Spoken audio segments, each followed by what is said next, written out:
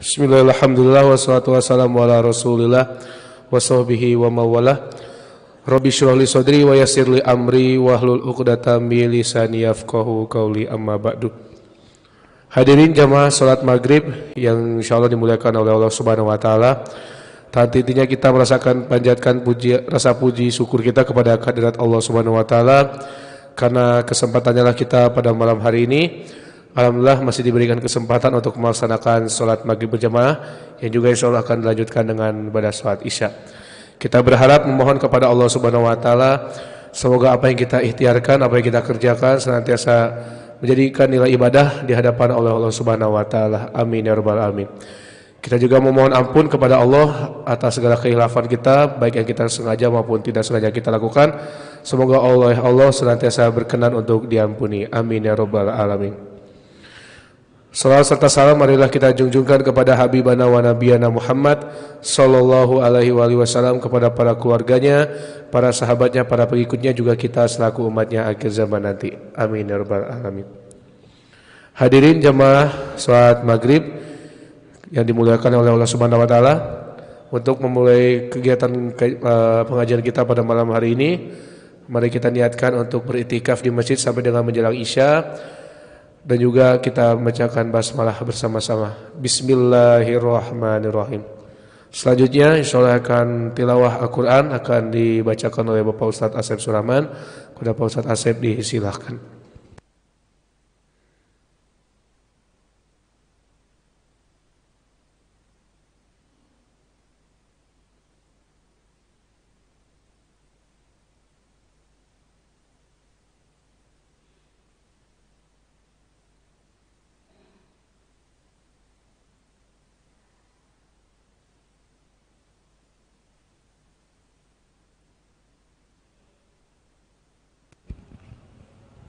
Bismillahirrahmanirrahim. Assalamualaikum warahmatullahi wabarakatuh.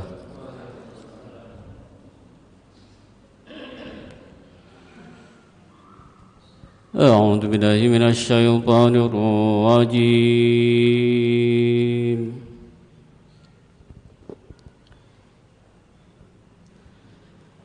Bismillahirrahmanirrahim.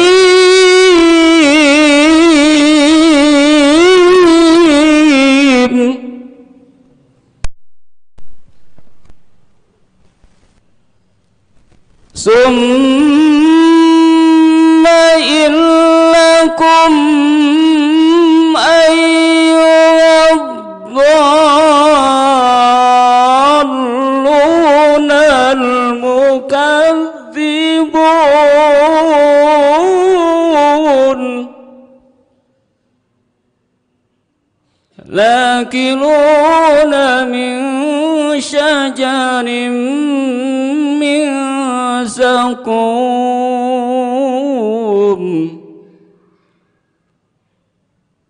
famali'una minhal butuna fasharibuna alaihi minal hamim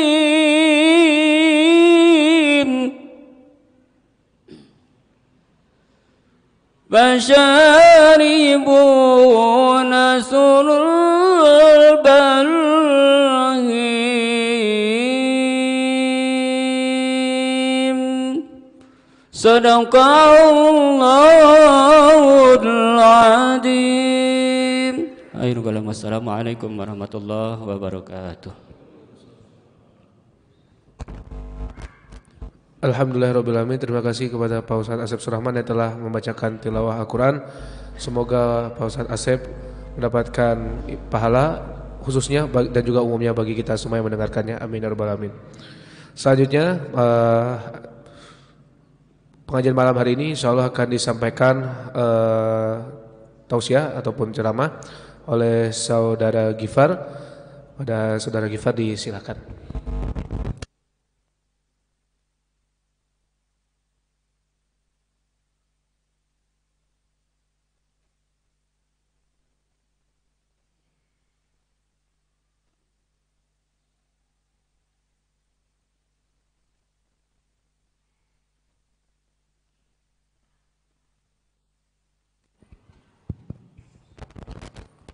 Assalamualaikum warahmatullahi wabarakatuh. Bismillah, alhamdulillah, nahmaduhu wa nasta'inuhu wa nastaghfiruh wa na'udzu billahi min syururi anfusina wa min sayyiati a'malina. May yahdihillahu fala mudhillalah wa may yudlil fala hadiyalah. Asyhadu an la ilaha illallah wa asyhadu anna Muhammadar Rasulullah. Allahumma salli ala sayyidina Muhammad wa ala ali sayyidina Muhammad. Allahumma arinal haqqa haqqa warzuqna ittiba'ah wa arinal batila batilan warzuqna ijtinabah. Amma ba'du, alhamdulillah, untayan mutiara puja marilah kita panjatkan kehadirat Allah Azza wa Jalla. Salawat beserta salam semoga selamanya tetap tercurah limpahkan kepada baginda alam habibana wa nabiyana wa maulana Muhammad sallallahu alaihi wasallam, kepada keluarganya, para sahabatnya, dan mudah-mudahan sampai kepada kita semua umatnya. Amin ya Allah ya rabbal alamin. Hadirin kaum muslimin rahimakumullah, bapak-bapak, jamaah sekalian, para asatid, sebelumnya saya mohon maaf sebesar-besarnya karena telah wawanianan berbicara di depan bapak-bapak jamaah sekalian. Alhamdulillah, untuk pada malam hari ini, pada kajian malam minggu seperti biasa atau kajian rutinan malam Ahad, insyaallah saya akan membahas mengenai sa'adatud darain bi rahmatillah. Apa itu sa'adatud darain bi rahmatillah? Sa'adah itu diambil dari kata sa'dun, ya, yang artinya bahagia. Sa'adatud darain, bahagia ad-darain. Apa itu ad-darain? Ad-darain itu dua tempat atau dua rumah. Nah, yang dimaksud dengan dua tempat atau dua rumah di sini adalah ad-dunya wal akhirah. Karena biasanya para ulama salaf dalam kitab-kitab klasik, dalam kitab-kitab kuning, mengistilahkan dunia dan akhirat itu dengan istilah ad-darain, dua rumah. Nah, sa'adatud darain, bahagia di dua tempat, fid dunya wal akhirah, di dunia dan di akhirat, bi rahmatillah, dengan rahmat Allah Subhanahu wa ta'ala. Hadirin kaum muslimin rahimakumullah, tentu saja kita tidak asing ya dengan kata rahmat Allah, ya. Kita sering menemui kata rahmat Allah ini di dalam setiap surat, ya, diawali dengan kata bismillahirrahmanirrahim. Dengan menyebut nama Allah, bismillah. Ar-Rahman, kalau di logatannya, kalau diartikan dengan bahasa Sunda itu bismillahirrahmanirrahim. Bismillah kalawan nyebut jenengan Allah. Ar-Rahman anu ngagaduhan sifat Rahman, yakni anu maparin atau memberi nikmat ageng di dunia sareng di akhirat. Ar-Rahimi sifatna Allah, Ar-Rahimi anu maparin nikmat alit di akhirat hungkul. Biasanya kalau di pesantren di logat ku bahasa Sunda itu diartikannya seperti itu. Anu maparin nikmat Ar-Rahman, anu maparin nikmat ageng di dunia sareng di akhirat.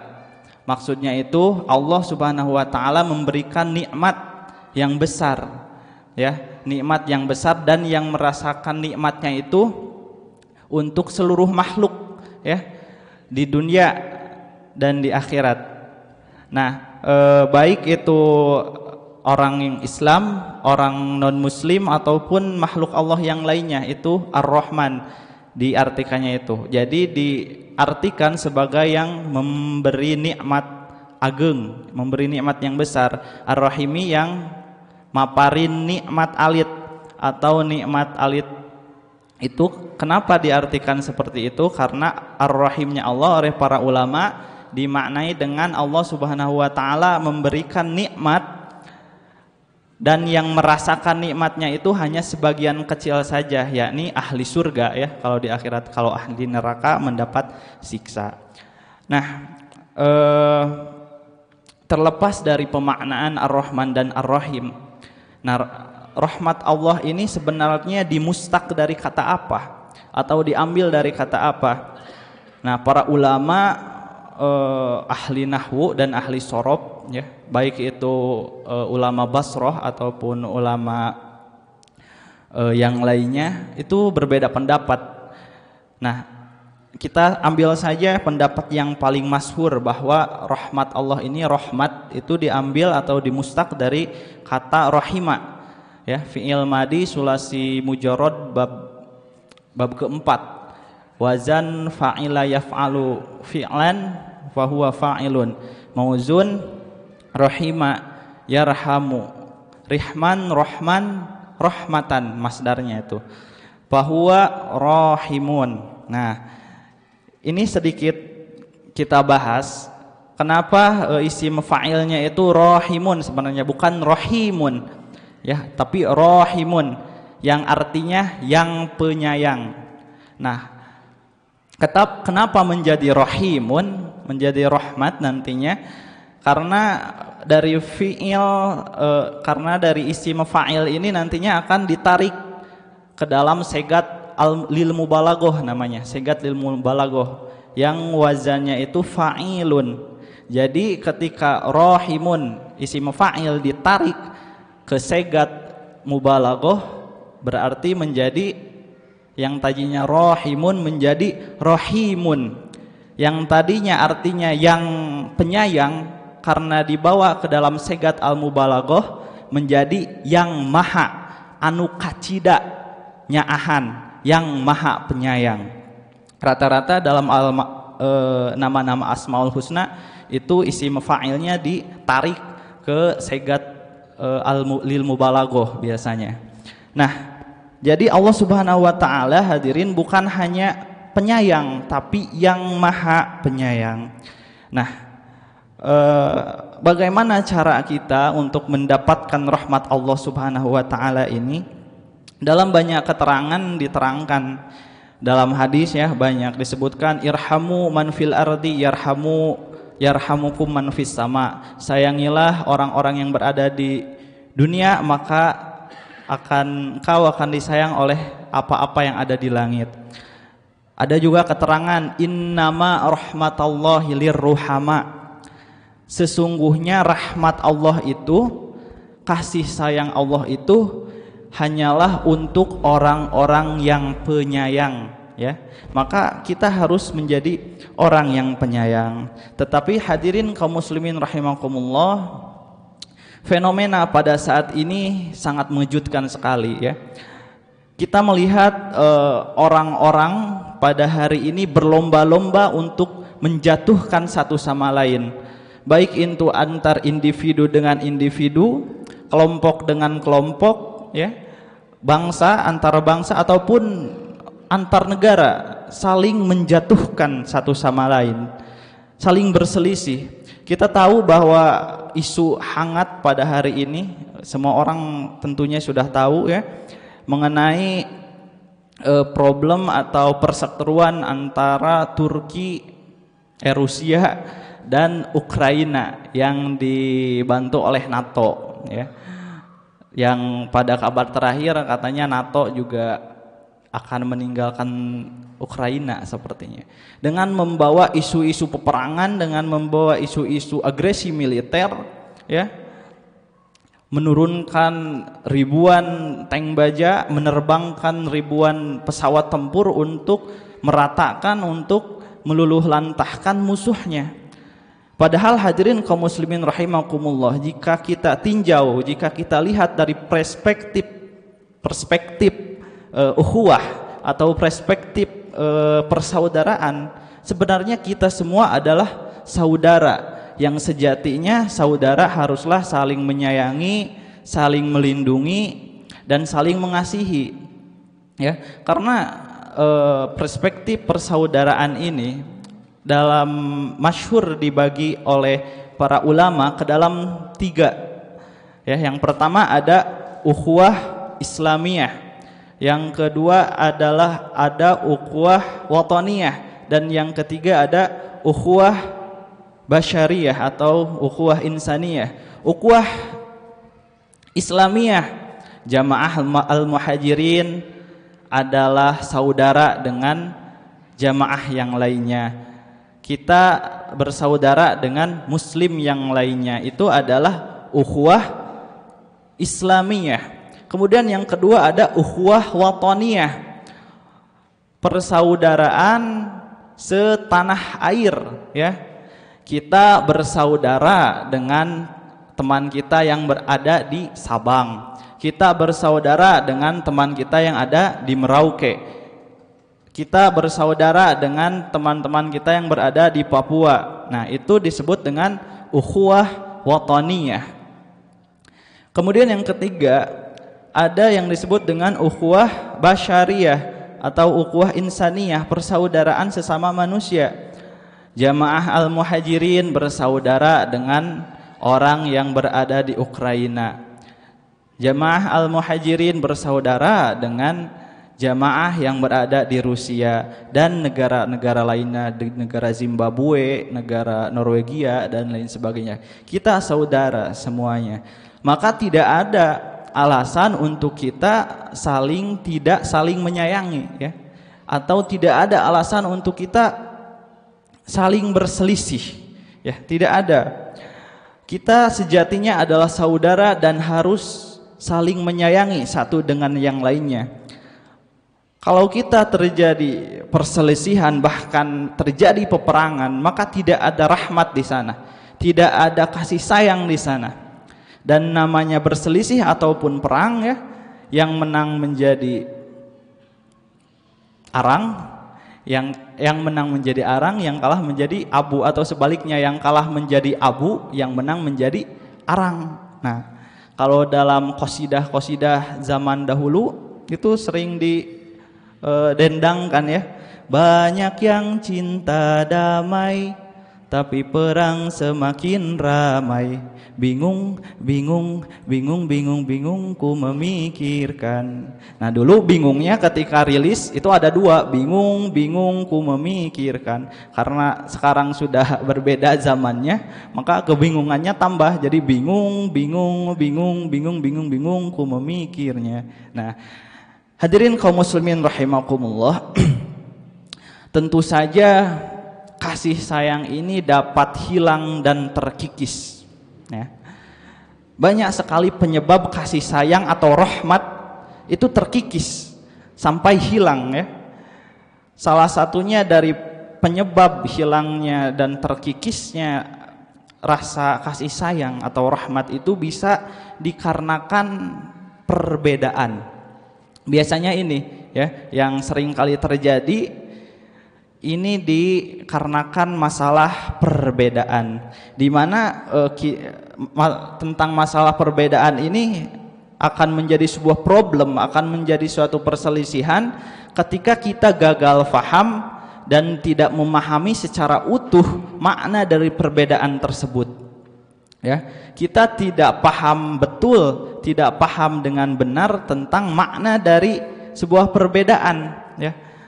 Satu keluarga tentram, aman, rukun, saling menyayangi, sehingga datanglah tahun 2024 pemilu.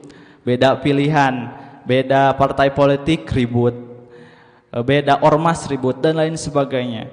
Maka itu adalah hal yang tidak dibenarkan dalam Islam itu sendiri.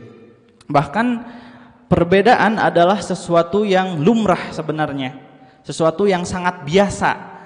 Bahkan dalam tubuh Islam sendiri, perbedaan adalah sesuatu yang biasa-biasa saja, sesuatu yang sangat lumrah. Apalagi di dalam masalah-masalah furu'iyah, ya, di dalam syariat, di dalam masalah syariat yang sifatnya furu'iyah atau cabang, ya. Misalnya fikih, itu furu'iyah biasanya. Itu sering terjadi perbedaan pendapat. Bahkan dalam sebuah penelitian 90% sampai 92% masalah dalam fikih itu ikhtilaf para ulama. Sering berbeda pendapat, baik itu dalam masalah hukum ataupun dalam masalah itu berbeda-beda. Imam Syafi'i berbeda pendapatnya dengan Imam Hanafi. Imam Muhammad Idris Asy-Syafi'i bin Idris Asy-Syafi'i berbeda pendapatnya dengan Imam Maliki. Imam Syafi'i berbeda sering pendapatnya dengan Imam Hambali, dan begitu pun juga sebaliknya. Nah, tetapi perbedaan itu tidak dijadikan sebuah perselisihan, tidak dijadikan sebuah alasan untuk bertengkar, tetapi tetap rahmat dan kasih sayang di antara mereka itu dijaga, ya. Hadirin kaum muslimin rahimakumullah, ironisnya pada saat ini perbedaan itu dijadikan sebuah alasan untuk tidak saling menyayangi. Perbedaan itu dijadikan sebuah alasan untuk berselisih dan bertengkar, gitu ya. Dimana kita mungkin sebagian dari jamaah sudah mengetahui bahwa di dalam tubuh Islam sendiri itu berkembang faham yang disebut dengan faham takfiri, ya. Mungkin sudah mendengar, di mana faham takfiri ini adalah suatu faham yang menganggap Islam atau Muslim yang lainnya itu kafir karena sebuah perbuatan atau dosa atau lain sebagainya. Nah, mereka memiliki faham takfiri, kafir, kafir, kafir, kafir, kafir, kafir, kafir, berdosa kafir, berdosa kafir, berdosa kafir. Nah, di mana faham takfir ini tentu saja sangat berbahaya, bapak-bapak sekalian, karena ketika mereka memvonis seorang Muslim kafir, maka mereka telah menghalalkan darahnya, menghalalkan hartanya, halal dibunuh, halal dirampok. Kalau seseorang pemikirannya itu sudah terkontaminasi oleh faham takfiri, mengkafir-kafirkan orang, ya. Ketika kita mengkafirkan orang, menghalalkan darahnya, menghalalkan hartanya, halal dirampok, halal dibunuh, maka tentu saja itu bukanlah sesuatu yang diajarkan oleh syariat kita. Karena syariat kita mengajarkan kasih sayang, mengajarkan lemah lembut, mengajarkan tabayun dan lain sebagainya, ya. Maka faham takfiri ini perlu diperhatikan dan kita berhati-hati atas faham ini, begitu. Nah, di dalam Al-Quran juga disebutkan sebenarnya, kalau tidak salah di dalam surat Al-Fat ayat 29, potongan ayat 29, Allah Subhanahu wa taala berfirman, a'udzubillahi minasyaitonirrajim, Muhammadur Rasulullahi wallazina ma'ahu, Muhammadur Rasulullahi wallazina ma'ahu asyidda'u 'alal kufar ruhama'u bainahum. Muhammad sallallahu alaihi wasallam adalah utusan Allah Subhanahu wa taala. Wallazina ma'ahu, dan orang-orang yang bersamanya, yaitu sahabat-sahabat Nabi sallallahu alaihi wasallam, asyidda'u 'alal kufar, keras terhadap orang-orang kafir atau para kufar, ruhama'u bainahum, dan saling menyayangi di antaranya atau di antara sekelilingnya, di antara mereka. Nah, Nabi Muhammad SAW dan para sahabat keras terhadap orang-orang kafir, dan makna orang-orang kafir di sana pun perlu ditakwil lagi, perlu dijelaskan lagi, disyarah lagi oleh para ulama, bahwa yang dimaksud dengan kafir di sana adalah kafir harobi. Jadi Nabi SAW keras terhadap kafir harobi, bukan keras terhadap kafir zimmi, ya. Kafir zimmi kafir yang damai dengan Islam, sedangkan kafir harobi kafir yang memusuhi Islam. Nah, Rasulullah keras terhadap kafir harobi, dan perlu digarisbawahi ruhama ubainahum, saling menyayangi, saling mengasihi di antara sesama muslim. Maka faham takfiri ini yang tadi saya sebutkan ini sangat menentang poin penting atau urgensi penting dari ayat yang telah saya sampaikan. Lagi pula Rasulullah Muhammad SAW diturunkan oleh Allah Subhanahu wa taala ke dunia ini sebagai rahmatan lil alamin, sebagai rahmat untuk seluruh alam. Hadirin kaum muslimin rahimakumullah. Tentu saja kita sangat membutuhkan rahmat Allah Subhanahu wa taala. Karena dengan rahmat Allah Subhanahu wa taala inilah kita akan mencapai kebahagiaan dunia dan akhirat. Sa'adatud darain fid dunya wal akhirah. Karena dalam keterangan disebutkan, Pak, dalam suatu hadis yang diriwayatkan dari sahabat Jabir radhiyallahu an. Lafaz hadisnya seperti ini. An Jabirin radhiyallahu anhu annahu sami'a Rasulullah sallallahu alaihi wasallam yaqulu la yudkhilu ahadan minkum amaluhu aljannata wala yujiruhu minan nar wala ana illa birahmatin minallah. Dari sahabat Jabir radhiyallahu anhu, sesungguhnya beliau mendengar Rasulullah sallallahu alaihi wasallam bersabda, la yudkhilu ahadan minkum, tidak akan memasukkan kepada salah seorang dari kalian opo amaluhu, amalnya, aljannata, ke dalam surga, wala yujiruhu minan nar, dan tidak pula akan amalnya itu melindungi ia dari siksa neraka. Jadi tidak akan amal seseorang itu tidak akan membuat ia masuk surga dan tidak pula melindungi dirinya dari api neraka. Wala ana, kata Rasulullah, dan aku pun tidak demikian, illa min rahmatillahi ta'ala, kecuali oleh rahmat Allah Subhanahu wa ta'ala. Rawahu Muslim.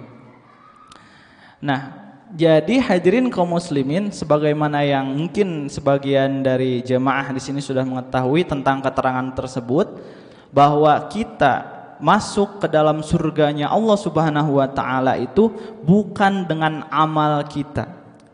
Karena izin atau paknya Bu, amal kita, ibadah kita, sholat kita, puasa kita ingin kita tukarkan dengan surganya Allah Subhanahu wa ta'ala. Ibadah kita, misalkan sholat kita yang baru saja takbir Allahu Akbar sudah ingat kemana-mana, yang dagang ingat dagang, yang mau bepergian ingat bepergian, dan lain sebagainya. Terkadang sholat kita itu tercumpon atau tidak memenuhi syarat dan rukunnya. Begitu juga dengan puasa kita. Ketika puasa kita hanya menahan dahaga dan lapar saja, tetapi hawa nafsu kita dibiarkan begitu saja atau dikencarkan, ya. Puasa dengan banyak sekali emosi, enggak emosi, bergibah, tidak bergibah, melakukan hal-hal yang buruk dan maksiat kepada Allah Subhanahu wa ta'ala. Keadaan ibadah kita yang demikian rupa itu ingin kita tukarkan dengan surganya Allah Subhanahu wa ta'ala. Kira-kira Bapak dan jamaah sekalian malu tidak? Isinnya, isin ibadah orang anu sakitu ayana ingin ditukarkan dengan surganya Allah Subhanahu wa ta'ala, yang dalam keterangan surganya Allah Subhanahu wa ta'ala itu mala ainun ra'aj wala udunun sami'aj wala khatala 'alal qalbil bashar. Surga itu adalah sesuatu yang tidak pernah kita lihat, tidak pernah dilihat oleh mata, dan tidak pernah terdengar oleh telinga, dan tidak pernah terbesit atau tidak pernah terbayang oleh hati manusia. Bayangkan surga yang begitu indahnya kita tukarkan dengan amal kita yang begitu adanya, ya. Tentu saja kita dapat memikirkannya sendiri. Maka masuk surga itu karena rahmat Allah Subhanahu wa ta'ala. Tetapi tidak salah jika jamaah sekalian kita semua beribadah mengharapkan surganya Allah Subhanahu wa taala. Tentu saja tidak salah. Ya. Tetapi dalam tingkatan atau makom dalam ihsan biasanya ya, dalam ilmu tasawuf itu ada yang disebut dengan makomat. Orang yang ibadahnya mengharapkan surga Allah Subhanahu wa taala itu berada pada level atau makomat terendah yang disebut dengan makom awam. Karena biasanya dalam pembahasan ihsan atau ilmu tasawuf secara garis besar makomat atau levelnya itu ada 3 biasanya. Yang pertama ada ihsan khawas, khawasil khawas, ihsan awam, ihsan khawas, dan ihsan khawasil khawas. Nah, orang yang beribadah dengan mengharapkan surga, nah itu berada di level yang paling bawah atau di makom awam biasanya.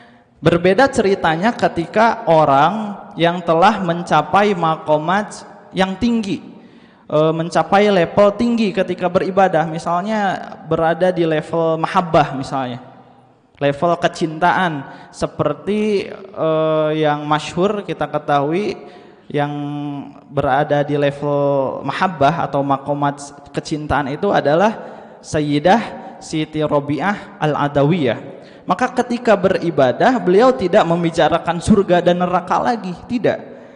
Bahkan dalam kitab-kitab ulama banyak keterangan disebutkan masyhur bahkan ya doa Siti Robiah Al-Adawiyah dengan mengatakan, ya Allah, jika aku beribadah kepadamu karena aku ingin surga, maka jangan pernah engkau masukkan aku ke dalamnya. Dan ya Allah, jika aku beribadah kepadamu karena takut neraka, maka masukkanlah aku ke neraka itu. Tetapi kata Siti Robiah Al-Adawiyah, jika aku beribadah kepadamu dengan didasarkan cintaku kepadamu, maka izinkan aku dan biarkanlah aku untuk berada di sisimu. Ya, bukan berbicara masalah surga dan neraka lagi jika makom ibadahnya itu sudah berada di level mahabbah. Beda dengan kita ya.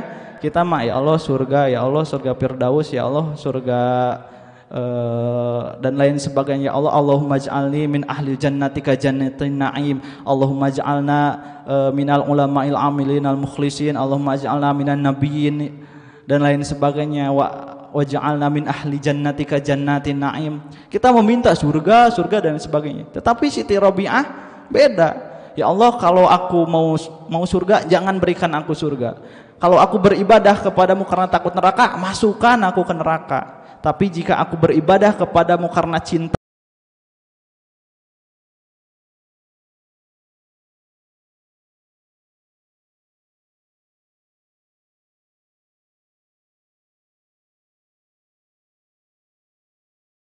mohon maaf, hadirin kaum muslimin rahimakumullah, mungkin poin pentingnya dari apa-apa yang telah saya sampaikan tadi adalah kita harus menjadi manusia yang penyayang, kudu jadi jelma nyaahan ya. Karena tadi dalam keterangan tadi soal innama rahmatallahi lirruhama, sesungguhnya pastinya rahmat Allah Subhanahu wa taala itu, kasih sayang Allah itu untuk orang-orang yang penyayang, pikeun jalma-jalma anu nyaahan ya. Adapun bentuk dari kasih sayang kita tersebut ya itu terserah, berbeda-beda, bermacam-macam. Bisa bentuknya itu dalam bentuk misalkan tutulung kanu butuh, tatalang kanu susahnya. Bisa bentuknya itu melarang saudara kita dari kemunkaran, menunjukkan pada ma'ruf atau kebenaran, itu bisa sebagai bentuk kasih sayang kita kepada saudara kita. Kita takut saudara kita terjerumus ke dalam maksiat, maka kita larang ia. Kita ingin saudara kita lebih baik, karena sayang kita tunjukkan pada kebenaran, tunjukkan pada bacaan Al-Quran, tunjuk diperintah ke masjid dan lain sebagainya. Maka itu adalah salah satu bentuk dari kasih sayang kita kepada sesama makhluk, khususnya kepada saudara kita, kepada manusia yang lainnya. Dan hadirin kaum muslimin rahimakumullah, yang terakhir ya, mungkin ini sebagai tambahan bahwa jangan sampai kita putus asa dari rahmat Allah Subhanahu wa taala. Dalam kitab para ulama salaf ataupun ulama kontemporer itu banyak sekali pembahasan, banyak sekali bab yang membahas mengenai hukum haramnya berputus asa dari rahmat Allah Subhanahu wa taala. Jika misalkan ada orang yang hidupnya itu dia merasa wah ini begini-begini aja, banyak musibah, hidupnya banyak ujian dan lain sebagainya, kemudian dia berpikir sepertinya Allah Subhanahu wa taala tidak sayang kepada saya ataupun Allah teh asa hese masihan rahmat teh. Udahlah. Nah, itu adalah bentuk dari putus asa terhadap rahmat Allah Subhanahu wa taala dan hukumnya adalah haram hukumnya. Putus asa dari rahmat Allah Subhanahu wa taala didasarkan pada ayat wala tayasu min rahmatillah. Dan janganlah kalian berputus asa dari rahmat kasih sayang Allah Subhanahu wa taala. Hadirin kaum muslimin rahimakumullah, mungkin sekian yang dapat disampaikan. Terima kasih banyak atas segala perhatiannya dan tentu saja banyak sekali kekurangan serta kesalahan dari apa-apa yang telah saya sampaikan barusan. Mohon maaf sebesar-besarnya. Mudah-mudahan bapak-bapak sekalian dapat memaklumi. Sekian yang dapat disampaikan. Wallahul muwaffiq li aqwamit thoriq. Wassalamualaikum warahmatullahi wabarakatuh. Alhamdulillahirabbil alamin. Terima kasih kepada Kang Gifar yang telah semua kita dapat mengambilkan manfaatnya dan dapat menerapkannya dalam kehidupan kita sehari-hari dan menjalankan ibadah kepada Allah Subhanahu wa taala. Amin ya rabbal alamin. Kita akhiri dengan doa akhir majelis. Subhanakallahumma wa bihamdika asyhadu an la ilaha illa anta astaghfiruka wa atubu ilaik. Demikian yang dapat disampaikan. Terima kasih. Assalamualaikum warahmatullahi wabarakatuh.